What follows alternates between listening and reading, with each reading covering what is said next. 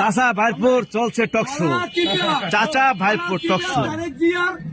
আমরা নির্দেশ মানি, আলহামদুলিল্লাহ আলহামদুলিল্লাহ। কিন্তু এমন কোন নির্দেশ হইতে পারে না যে প্রার্থী ট্রাকের প্রার্থী সমন্বয় হয়েছে এই জন্য আমরা ট্রাকে ভোট দেবো। এই জন্য আমরা 17 বছর আন্দোলন সংগ্রাম করি নাই। গাছ না থাকে ঠাই দিয়ে করবেন কি আপনি? কথা বুঝলেন? হ্যাঁ, আমরা যদি গাছই যদি না থাকে ঠাই দিয়ে করবেন কি? আমরা বিএনপির ভোট দিতেছি এবং স্বতন্ত্রভাবে গলা চিপে 10 মিনিটের মানুষ। এবার পরিস্থিতি আছে হাসান মামুন ব্যক্তিগত প্রার্থী মাত্র হাসান মামুনের। আপনি হাসান মামুনের বিএনপির কিরূপে প্রার্থী মনে করেন? কারণ সে তো তারেক রহমানের নির্দেশ মানে নাই, কিছু না। তাহলে আপনি তারা বিএনপি প্রার্থী কিভাবে বলেন? তারে হাসান মামুন বাইরে যদি আপনি যদি বিএনপির নামও দেন সেটাও অন্যায় হইবে, কারণ সে এখন বিএনপির কিছু না।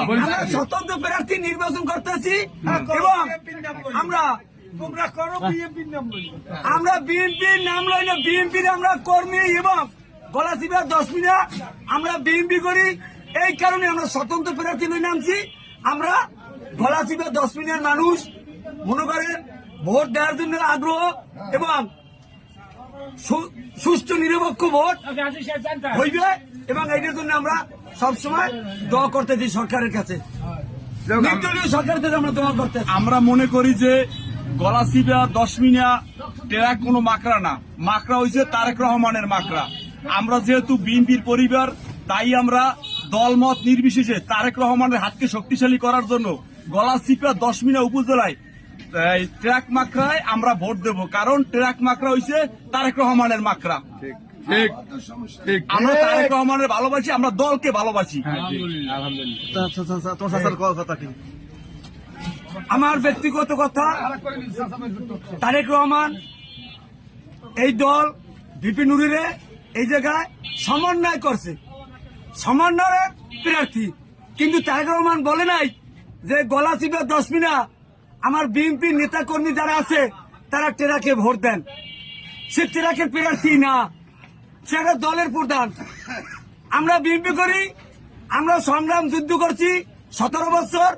আমরা বর্তমানে হাসান মামুনের নেতৃত্বে গলাচিপা 10 মিনিট মানুষ অধীর আগ্রহ যে আমরা যেহেতু তারেক রহমান এই জায়গায় সমন্বয় করছে, আমরা হাসান মামুনের ঘোড়া মাখায় আমরা এবার ভোট দেব এবং ভোট দিয়া গলাচিপা 10 মিনিট মানুষ তারা এমপি চায়, ভালো মানুষ, ভদ্র মানুষ।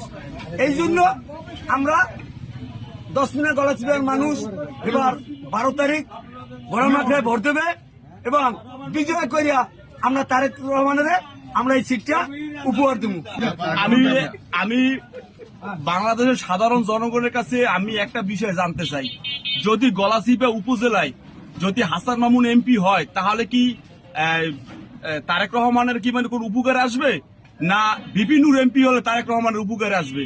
এইটা আমার সাধারণ মনে সারা বাংলাদেশের জনগণের কাছে একটা প্রশ্ন, যে সমন্বয় আর হলো দল থেকে নমিনেশন দেওয়া, হ্যাঁ বহিষ্কৃত। তাহলে আমি বুঝতে পারছি এইটা যে গলাচিপা উপজেলায় যদি ট্রাক মার্কা নির্বাচিত হয় তাহলে তারেক রহমানের হাতকে শক্তিশালী করার জন্য একটা সিট আমরা এটার দাবি করতে পারি যে এটা বিএনপির একটা আসন।